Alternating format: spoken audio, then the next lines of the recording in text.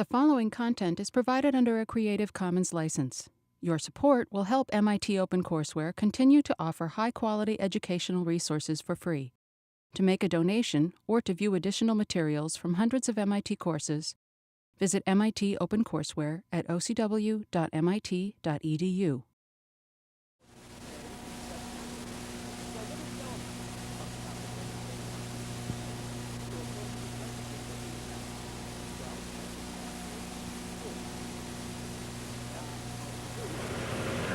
Hi. Our lecture for today probably should be entitled, "It Should Have Been Functions, but It's Analytic Geometry Instead," or "A Picture is Worth 1,000 Words." What we hope to do today is to establish the fact that whereas in the study of calculus, when we deal with rate of change, we are interested in analytic terms, that more often than not, we prefer to visualize things more intuitively in terms of a graph or other suitable visual aid. And that actually, this is not quite as alien or as profound as it may at first glance seem. Consider, for example, the businessman who says, "Profits rose."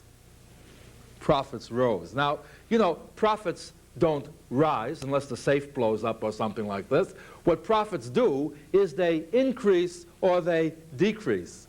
The reason that we say profits rise is that when the profits are increasing, if we are plotting profit in terms of time, the resulting graph shows a rising tendency.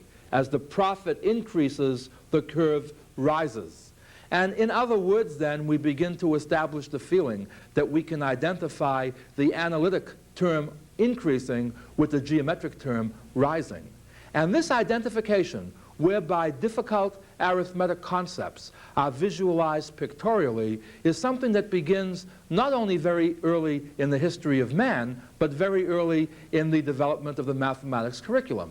Oh, as a case in point, consider the problem of 5 divided by 3 versus 6 divided by 3. I remember when I was in grade school that this particular problem always seemed more appealing to me than this problem.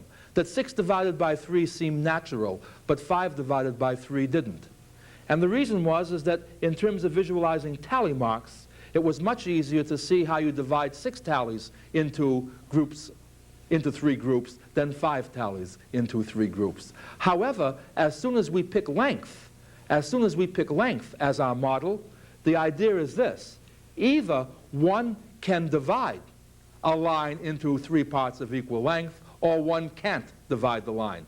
Now, if I can geometrically divide this line into 3 equal parts, and in plane geometry we learn to do this, then the fact is that I can divide this line segment into 3 equal parts, regardless of how long this line happens to be. Oh, to be sure, if this line happens to be 6 units long, this point is named 2. And if, on the other hand, the line happens to be only 5 inches long, the resulting point is named 5/3.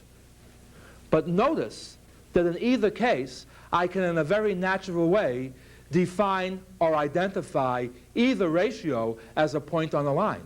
And this idea of identifying numerical concepts called numbers with geometric concepts called points is a very old device, and a device that was used and still is used in the curriculum today under the name of the number line, under the name of graphs, and what we will use as a fundamental building block as our course develops. Now, you know, in the same way that we can think of a single number as being a point on a line, we can think of a pair of numbers, an ordered pair of numbers, as being a point in the plane. This is Descartes' geometry, which we can call coordinate geometry. The idea being that in the same way that we can locate a number along the x-axis, shall we say, we could have located a number pair as a point in the plane. Namely, 2, 3 would mean the point whose x-coordinate was 2 and whose y-coordinate was 3. By the way, the reason that we say ordered pairs is if you observe 2, 3 and 3, 2 happen to be different pairs. And notice again how vividly the geometric interpretation of this is. Namely, in terms of locating a point in space, it's obvious that the point named 2, 3 is not the same as the point named 3, 2. Again, the important thing is this. When I think of 5 divided by 3, when I think of the ordered pair 2, 3, I do not have to think of a picture. I can think of these things analytically, but the picture gives me certain insights that will help me with my intuition and aid that I don't want to relinquish. For example, going back to the graph again, thinking of the analytic term greater than, notice how much easier it is to think of, for example, higher than. See one point being higher than another, or to the right of.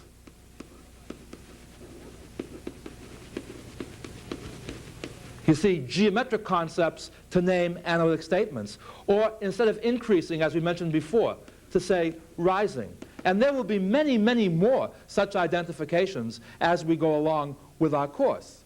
At any rate, let's continue to see then what is the relationship then between functions that we talked about and graphs. The idea is something like this. Let's return to our friend of the first lecture, s equals 16t squared. We can think of a distance machine being the function, where the input will be time, and the output will be what? The square of the input multiplied by 16. Observe that from this, I do not have to have any picture to understand what's happening here. Namely, I can measure an input, measure an output, and observe analytically what is happening. However, as we saw last time, our graph sort of shows us at a glance what seems to be happening, that we can identify rising and falling with increasing and decreasing, and things of this type. We will explore this, of course, in much more detail as we continue in our course. By the way, there's no reason why the input has to be a single number. For example, why couldn't the input be an ordered pair of numbers? Among other things, let's take a simple geometric example. Consider, for example, finding the volume of a cylinder in terms of the radius of its base and the height. We know from solid geometry that the volume is pi r squared h. We can therefore think of a volume machine where the input is the ordered pair r comma h, and the output is the single number pi r squared h. And by the way, notice here the meaning of ordered pair. You see, if the pair 2, 3 goes into the machine, notice that the recipe here says what? You square the first member of the pair. In other words, if 2, 3 is the input, we square 2, which is 4, multiply by 3, which is 12, and 12 times pi, of course, is 12 pi. On the other hand, if the input is 3, 2, the first member is 3, our recipe squares the first member, that would be 9, times 2 is 18, times pi is 18 pi.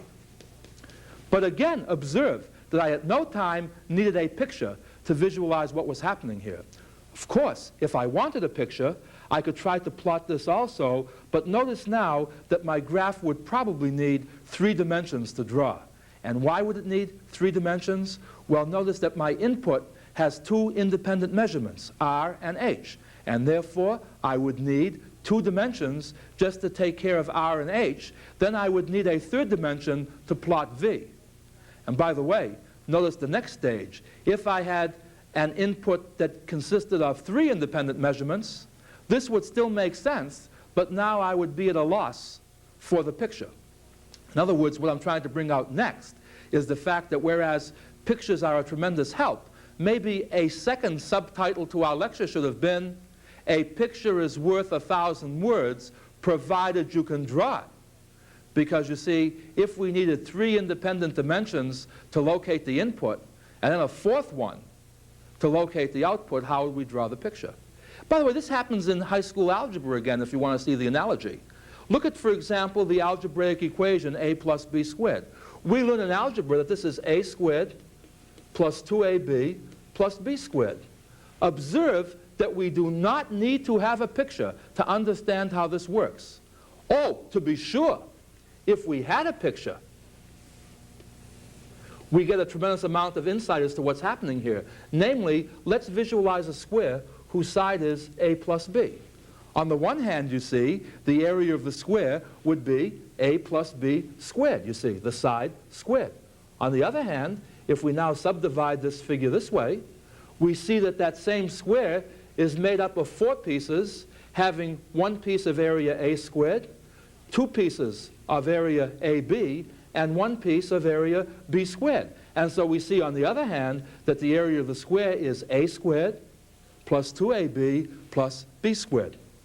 And so again, observe that whereas this stands on its own 2 legs, the picture helps us quite a bit. By the way, we could continue this with a cube over here.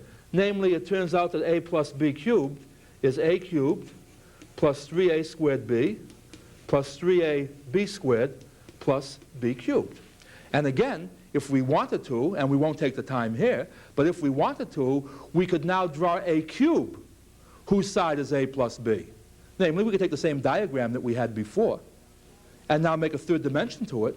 And if you did that, you would see what? That the cube, whose volume is a plus b cubed, is divided into 8 pieces. 1 of size a by a by a, 3 of size a by b, 3 of size a by b, and 1 of size b by b. Again, the picture is a tremendous visual aid. Now, the key step is this. If we were to now give in to our geometric intuition and say, look at, why worry about algebra when it's so much easier to do this thing by geometry? The counterexample is, consider a plus b to the 4th power. Now, by the binomial theorem, and I might add, the same binomial theorem that allowed us to get these results, we can also write that this is what? It's a to the 4th plus 4a cubed b plus 6a squared b squared plus 4a b cubed plus b to the 4th. Now, it's not important how we get this result. The important point is that analytically, we can raise a number to the 4th power just as easily as we can to the 3rd power or the 2nd power. The only difference is that in the case of the 2nd, the 3rd power, we had a picture that we could use. In the 4th power case, we didn't have a picture. And what a tragedy it would have been to say, hey, we can't solve this problem because we can't draw the picture. And by the way, as a rather interesting aside, notice the geometric influence on how we read this. This is called a plus b to the 4th power. But somehow or other, we don't call this one a plus b to the 3rd power. We call it a plus b cubed, suggesting the geometric configuration of the cube. And here we don't usually say a plus b to the 2nd power. We say a plus b squared. You see, the idea is that when the picture is available, it gives us a tremendous insight as to what can be done, and it helps us learn to visualize what's happening analytically. In fact, what usually happens is we use the picture to justify what's happening analytically when we can see the picture, and then just carry the analytic part through unimpeded in the case where we can't draw the picture. Let me give you another example of this. Let's look at the following set. That also should review our language of sets for us. Let S be the set of all ordered pairs x comma y such that x squared plus y squared equals 25. Question: does the ordered pair 3 comma 4 belong to S? Answer: yes. How do we know? Well, we have a test for membership. We're supposed to do what? Square each of the entries, each of the numbers, add them, and if the answer is 25, then that ordered pair belongs to S. 3 squared plus 4 squared is 25, so this pair belongs to S. How about 1 comma 2? Well, 1 squared plus 2 squared is 1 plus 4, which is 5. 5 is not equal to 25, so 1 comma 2 does not belong to S. Well, did we need any geometry to be able to visualize this result? Hopefully, one did not need any geometry to visualize this result. On the other hand, then, what does it mean in analytic geometry when we say that x squared plus y squared equals 25 is a circle? As badly as I draw x squared plus y squared equals 25 looks less like a circle than the circle I drew over here. You see, what we really mean is this. Consider all the points in the plane x comma y for which x squared plus y squared equals 25.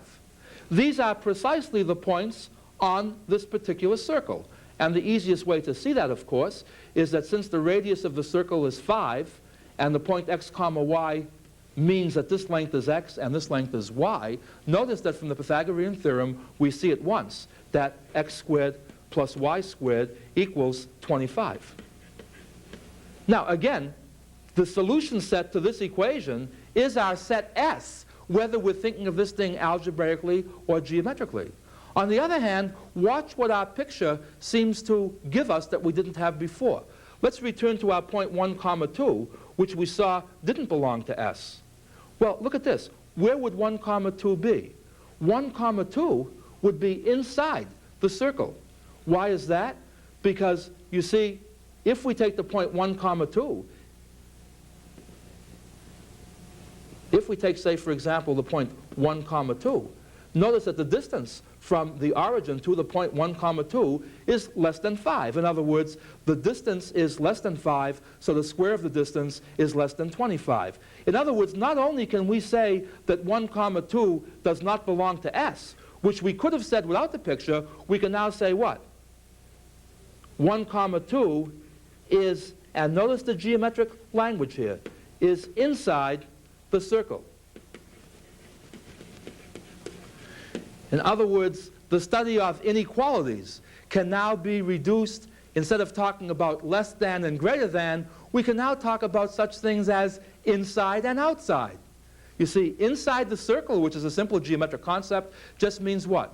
The set of all points for which x squared plus y squared is less than 25. Outside that circle, x squared plus y squared is greater than 25. On the circle, x squared plus y squared equals 25.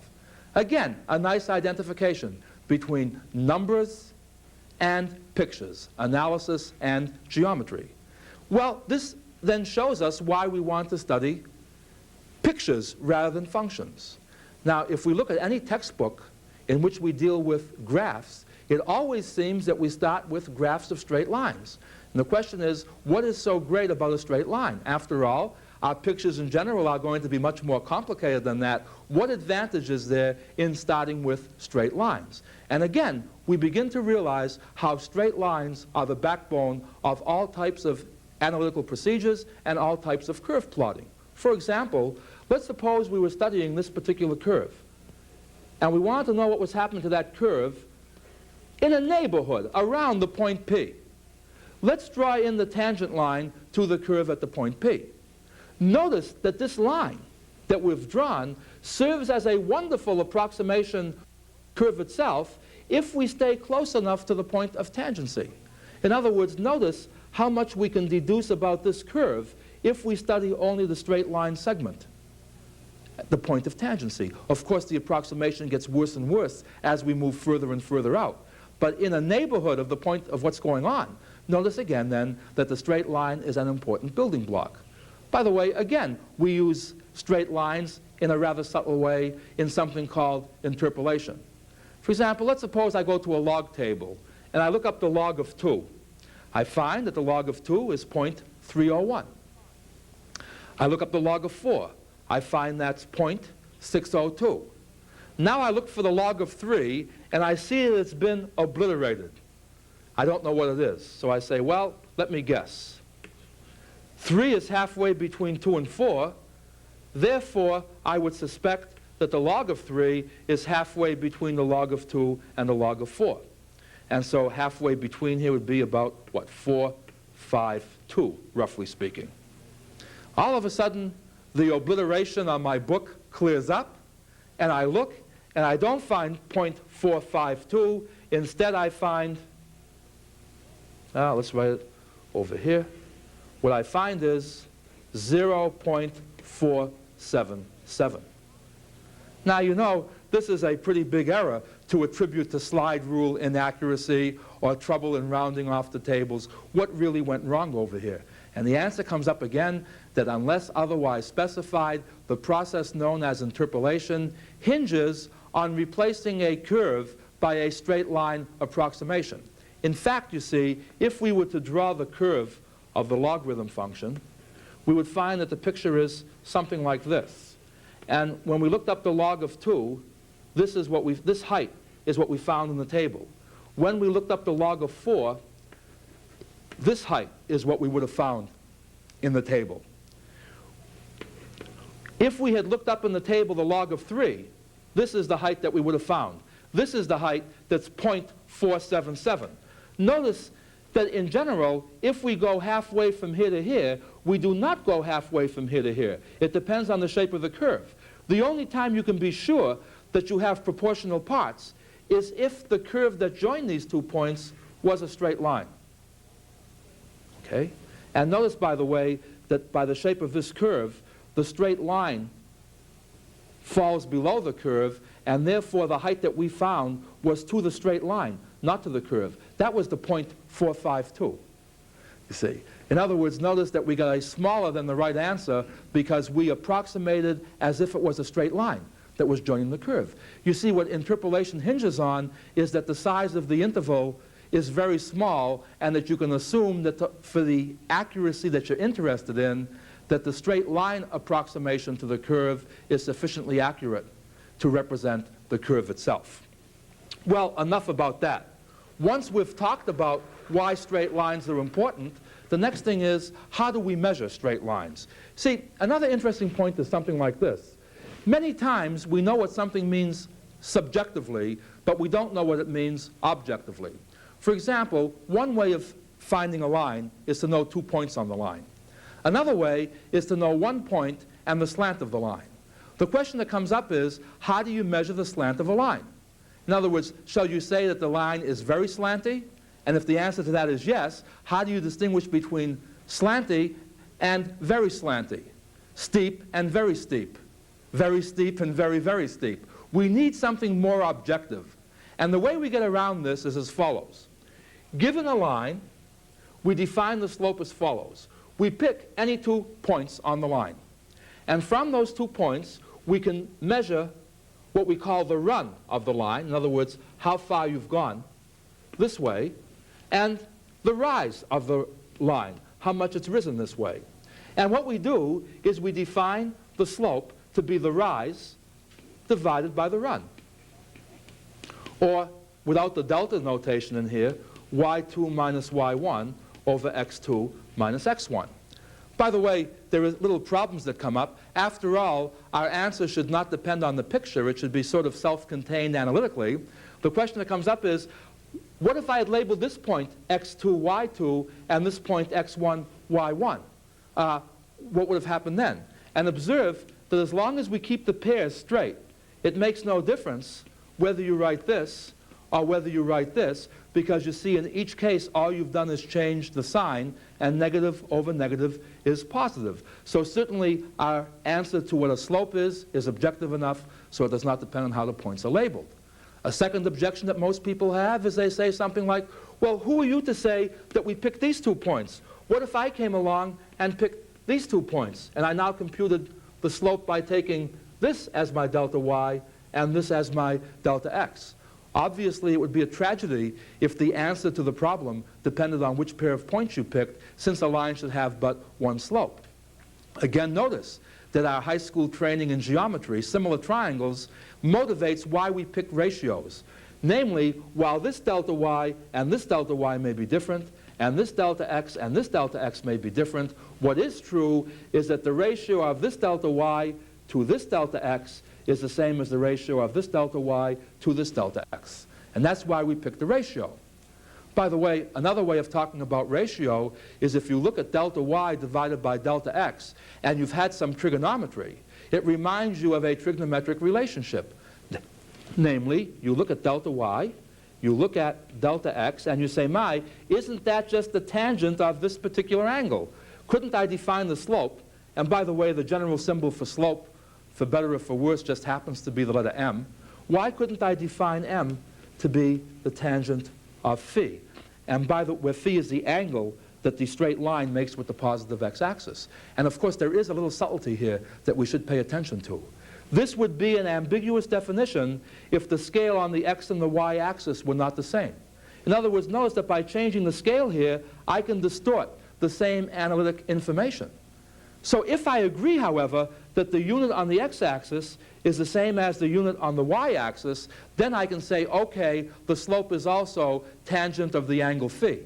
I much prefer to say it's delta y divided by delta x, because then if I forget the scale, I'm still in no trouble. On the other hand, if we use the tangent definition, we can utilize all we know about trigonometry to get some other interesting results. Namely, the question that might come up is, can we study the slopes of two different lines very conveniently in terms of our definition of slope? And the answer is this. If we imagine now that our lines are drawn to scale here, and here are two different lines, which I'll call L1 and L2, and we'll call the angle that L1 makes with the positive x-axis phi1, the angle that L2 makes with the positive x-axis phi2. Therefore, what? M1 is tan phi1, M2 is tan phi2. Notice that our formula for the tangent of the difference of two angles, you see, notice that this angle here is what? Since this angle is the sum of these two, this angle here is phi2 minus phi1, or the negative of phi1 minus phi2. Should have had this phi2 minus phi1, but since that just changes the sign, that will not have any bearing on the point I want to make. Let's continue this way. Tangent of phi1 minus phi2 is tan phi1 minus tan phi2 over 1 plus tan phi1 tan phi2. On the other hand, by our definitions of m1 and m2, this is m1 minus m2 over 1 plus m1 m2. Excuse me. Now this tells me how to find the angle between two lines just in terms of knowing their slope. Two very special interesting cases as extremes suggest themselves right away. One case is, what happens if the lines are parallel? If the lines are parallel, you see, phi1 equals phi2, in which case phi1 minus phi2 is 0, in which case the tangent of phi1 minus phi2 had better be 0. But the only way a fraction can be 0 is for the numerator to be 0, and that means that m1 must equal m2. In other words, in terms of slopes, we can study parallel lines just by equating their slopes. A less obvious relationship that's equally important is, how do you measure whether two lines are perpendicular? The answer is, if they're perpendicular, the angle between them is 90 degrees. The tangent of 90 degrees is infinity, as we learned. That's equivalent to saying what? That the denominator is 0. See, the only way a fraction blows up is for the denominator to be 0. But the only way that 1 plus m1, m2 can be 0 is for what? m1, m2 to be equal to minus 1. And this gives us the other very well-known result, that in terms of slopes, to study whether two lines are perpendicular, all we need to investigate is whether one slope is the negative reciprocal of the other. Well, again, the textbook will bring out slopes in more detail. The next question that we'd like to bring up is, in terms of a picture is worth 1,000 words, is how do you identify the straight line with an algebraic equation? What do we mean by the equation of a straight line? Well, again, there are two possibilities. The first possibility is that the line is parallel to the y-axis. If the line is parallel to the y-axis, if the line goes through the point a comma 0, notice that the only criteria for the point to be on that line is that its x-coordinate equal a. By the way, this is often abbreviated in a textbook as the line x equals a. Many a student says, how do you know this is a line? Why isn't this the point x equals a? And here again is a good review of why we stress the language of sets. Here again is a good reason why we express the language of sets so strongly. Namely, go back to the universe of discourse here. When you see the set of all ordered pairs x comma y, for which x equals a, this gives you the hint that you're talking about pairs of points, and that tells you that you have numbers in the plane, not on the line, not on the x-axis, a two-dimensional interpretation over here. You see, if this said the set of all x, such that x equals a, it would just be a point. But notice the hint over here. At any rate, this then becomes the equation of a straight line. if the straight line is parallel to the y-axis. Of course, the other possibility is, what if the line isn't parallel to the x-axis? And here too, we say, okay, suppose we know a point on the line, and suppose we know the slope of the line. What we will do is pick any other point in the plane, which we will label arbitrarily x comma y, and see what equation x comma y has to satisfy. How do the coordinates have to be related to be on this line? Well, we already know that slope does not depend on which 2 points you pick. Consequently, since the slope of this line is m, the slope must also be what? Y minus y1 over x minus x1, and this becomes the fundamental definition for the equation of a line which is not parallel to the y-axis. And by the way, again, I think m's and x1s and y1s tend to give you a bit of hardship at first till you get used to them. Let's illustrate this thing with a specific example. Suppose I say to you, I am thinking of the line whose slope is 3 and which passes through the point 2 comma 5. And notice the language of sets here. To say that 2 comma 5 is on the line is the same as saying that 2 comma 5 belongs to the set of points determined by the line. Drawing a rough sketch over here, and by the way, notice something very important here. I never have to draw to scale, because you see, all I'm going to use is the analytic terms, and 2 comma 5 is still 2 and 5 no matter how I draw the picture. So for example, if I say, okay, let's see what it means for the point x comma y to belong here. I say, well, what does that mean? My slope is going to have to be what? Y minus 5, that's my rise. My run is x minus 2, and that must equal 3. And if I clear this of fractions, I get what? Y is equal to 3x minus 1. By the way, does this check out? If x is 2, 2 times 3 is 6 minus 1 is 5, 2 comma 5 is on the line. You see, here's the thing. We talked about the line geometrically. Now I have an algebraic equation. I no longer have to refer to the picture. I have something analytic now. For example, suppose a person says to me, I wonder if the point 8 comma 23 is on this line. I don't have to draw a picture to scale. I don't have to waste any time. I know that the equation of my line is y equals 3x minus 1. By the way, if y equals 3x minus 1, as soon as x is 8, what must y equal? Y must equal, what, 23? Is that right? And so is the point 8 comma 23 on the line? Yes. How about 8 comma 12? 8 comma 12 isn't on the line because 3 times 8 minus 1 is not 12, but notice that we can even see algebraically that 8 comma 12 must be below the line. In other words, our study of equations allows us not only to visualize lines as equations, but we can also visualize inequalities as pictures. In other words, if we have the equation of a line, if this is the line y equals, say, 3x plus 1 or something like this, then what is this region here? These are all those values whose heights lie below the height to be on the curve. Again, not a very clear example in the sense of drawing the picture neatly for you, but our main aim is not to draw neat pictures here. Our main aim is to show how analytic terms can be studied very conveniently in terms of pictures. In fact, perhaps to conclude today's lesson, what we should talk about is an old algebraic concept called simultaneous equations. Suppose you're asked to solve this pair of equations. You say, well, let's see, if y equals 3x minus 1, and it's also equal to x plus 1, that says that x plus 1 equals 3x minus 1. I now solve this thing algebraically. I get 2x equals 2, so x equals 1. Knowing that x equals 1, I can see that y equals 2, and I see that 1 comma 2 is my solution. In other words, if I want to look at this thing algebraically, 1 comma 2 is the only member that belongs to both of these two solution sets. Now, Again, notice how I can solve this purely analytic problem without recourse to a picture. On the other hand, if I want to think of this thing pictorially, notice that y equals 3x minus 1 is the equation of a particular straight line.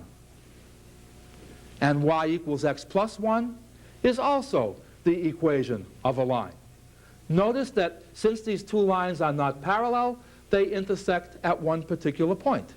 And the geometric problem that I solved on the previous board turns out to be that the point 1, 2 is the point that both of these lines have in common. In fact, if we call this line as before L1, and if we name this L2, in the language of sets, 1, 2 is what? The point which is the intersection of the two lines L1 and L2. Again, a geometric interpretation for an analytic problem. In fact, notice also how much mileage I can get out of the geometric picture. For example, notice that this region here has a very nice geometric interpretation. It's a set of what? All points which are below this line and above this line. In other words, what? To be below this line, y must be less than x plus 1. And to be above this line, y must be greater than 3x minus 1. Notice then that a pair of simultaneous inequalities, which may not be that easy to handle, are very easy to handle in terms of regions in the plane. Notice also that since two lines can either be parallel or not parallel, we also get a nice geometric interpretation as to why simultaneous equations may have one solution, namely the lines are not parallel and hence they intersect, or no solutions, the lines could have been parallel without intersecting, or infinitely many solutions. The two lines could have been different equations. In effect, I should say what? The two equations could have been different equations for the same line. Again, this may seem a little bit sketchy and rapid, but all we want to do is give the overview. The reading assignment in the text goes into great detail on the points that we've mentioned so far. But again, in summary, what our lesson was supposed to be today was to indicate the importance of being able to visualize and to identify analytic results with geometric pictures. And so until next time, goodbye. Funding for the publication of this video was provided by the Gabriella and Paul Rosenbaum Foundation. Help OCW continue to provide free and open access to MIT courses by making a donation at ocw.mit.edu/donate.